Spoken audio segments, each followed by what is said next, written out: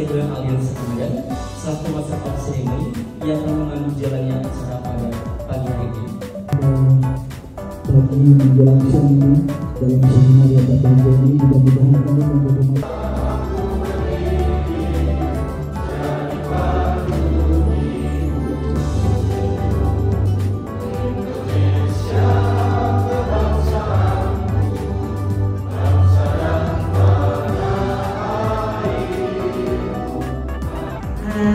saudara-saudara sekalian, tentu pertama kali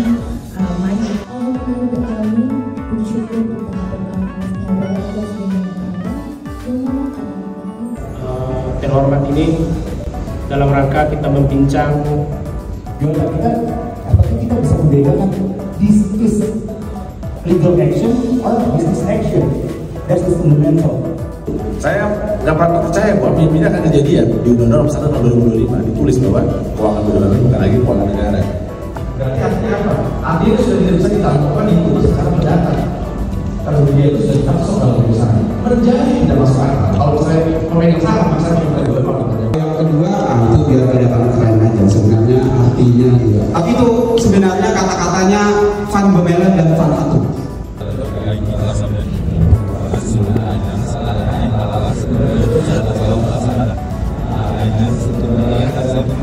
Lihat secara seimbang di satu sisi tentu saja investasi ya, penegak hukum bisa bekerja dan kemudian menangani perkara korupsi sesuai dengan tugasnya. Aspek menghukum atau menghapus kesalahan.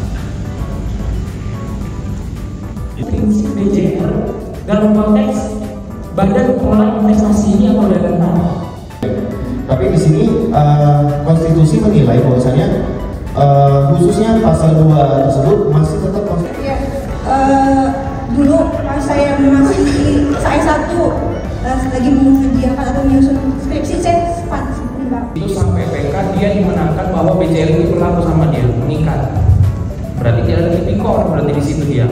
Nanti berbeda dengan kerja, di mana juga nasib ya para UMKM investor.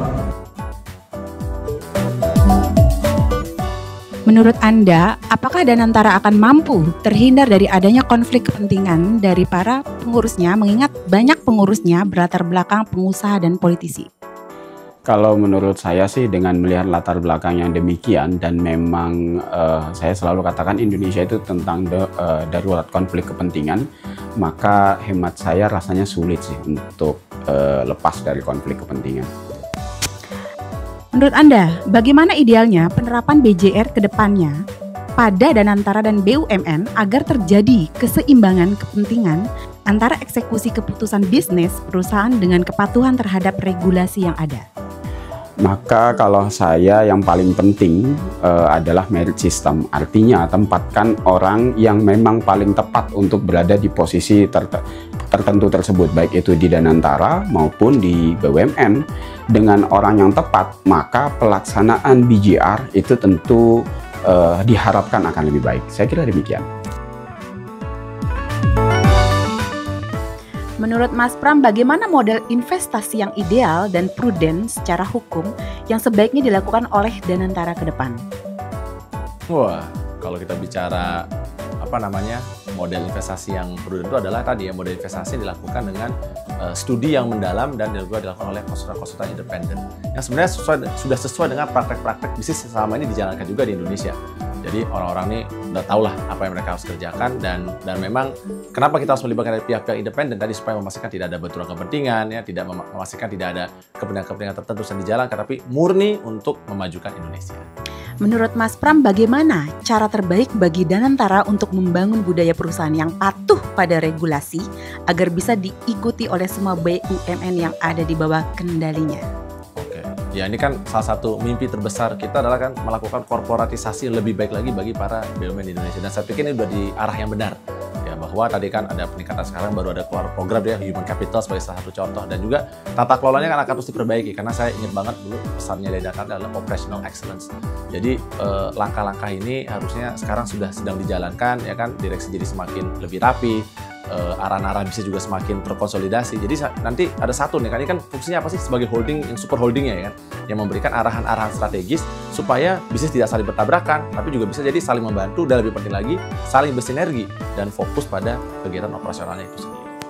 Yang terakhir Mas Pram, testimoni untuk acara seminar nasional pada hari ini bagaimana?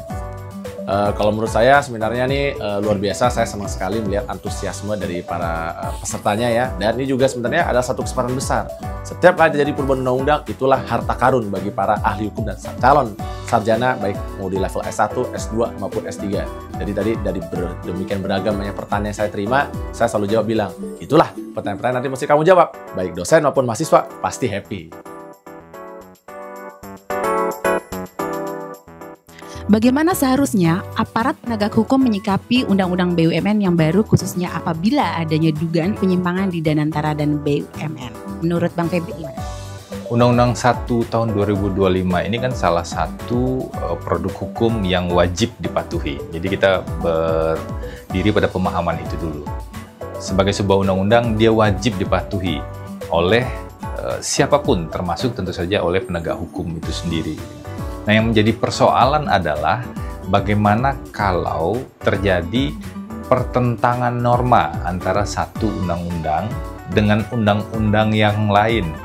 Undang-undang yang umum dengan undang-undang yang khusus, undang-undang yang terbaru, Undang-Undang 1 tahun 2025 ini dengan undang-undang yang sebelumnya.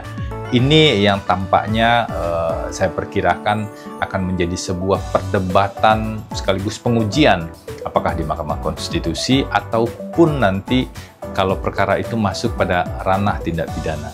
Tapi kalau bicara soal pertanggungjawaban sebenarnya tentu saja pertanggungjawaban keuangannya tetap dalam kerangka harus diaudit misalnya oleh BPK, Badan Pemeriksa Keuangan, dan tetap saja direksi komisaris punya tanggung jawab terhadap pengelolaan keuangan di BUMN.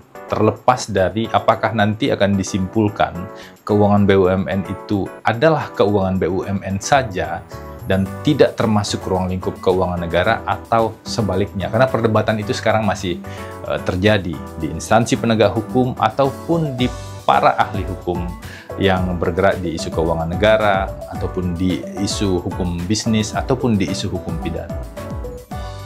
Bagaimana analisis Anda dari aspek kepastian hukum dengan keberadaan Undang-Undang BUMN nomor 1 tahun 2025? Itu salah satu poin yang tadi sempat saya singgung. Dari aspek kepastian hukum ada risiko pertentangan antara aturan hukum. Contoh paling sederhana seperti ini, dari aspek subjek hukum, direksi BUMN atau komisaris BUMN atau organ badan gitu, pegawai badan, itu dikatakan bukan penyelenggara negara. Sementara sebelumnya direksi BUMN dan pejabat strategis lainnya itu di Undang-Undang Nomor 28 tahun 99 disebut sebagai penyelenggara negara. Undang-undang mana yang mau digunakan? Itu yang pertama. Yang kedua, terkait dengan apakah keuangan BUMN adalah keuangan negara. Menurut Undang-Undang 1 tahun 2025, ini kita nggak bicara lagi soal keuangan negara. Kerugian BUMN pun disebut bukan kerugian keuangan negara. Tetapi menurut Undang-Undang 17 tahun 2003 tentang keuangan negara, masih ada perdebatan terkait dengan hal itu. Undang-Undang 1 tahun 2004 tentang perbendaharaan negara juga masih ada perdebatan terkait dengan hal itu. Dan dihubungkan dengan Undang-Undang tindak pidana korupsi, maka masih disebutkan di sana bahwa keuangan negara itu baik yang dipisahkan ataupun tidak dipisahkan.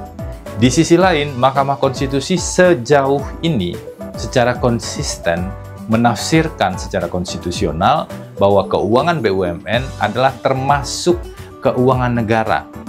Nah, makanya kita perlu tunggu pengujian dari Undang-Undang 1 tahun 2025 ini. Kita lihat apakah sikap Mahkamah Konstitusi akan tetap meletakkan keuangan BUMN sebagai keuangan negara, atau justru Mahkamah Konstitusi mengatakan bahwa perumusan di Undang-Undang BUMN yang baru ini adalah sebagai open legal policy. Artinya itu dianggap sebagai kebebasan dari pembentuk undang-undang untuk mengkategorikan keuangan BUMN masuk ranah keuangan negara atau tidak. Kita akan sangat menunggu ini untuk memberikan kepastian hukum yang lebih clear dalam penegakan hukum. Yang terakhir Bang, testimoni dong Bang terkait acara seminar nasional yang hari ini dilaksanakan. pertama tentu saya senang sekali ya bisa sharing dan bisa diskusi lebih lanjut membahas isu-isu yang terkini yang sebenarnya berada di beberapa ranah hukum. Di satu sisi ada ranah hukum administrasi, ada pembicara dari dosen hukum administrasi negara dari UGM gitu, tapi di sisi lain juga ada ranah pidana dan ranah bisnis.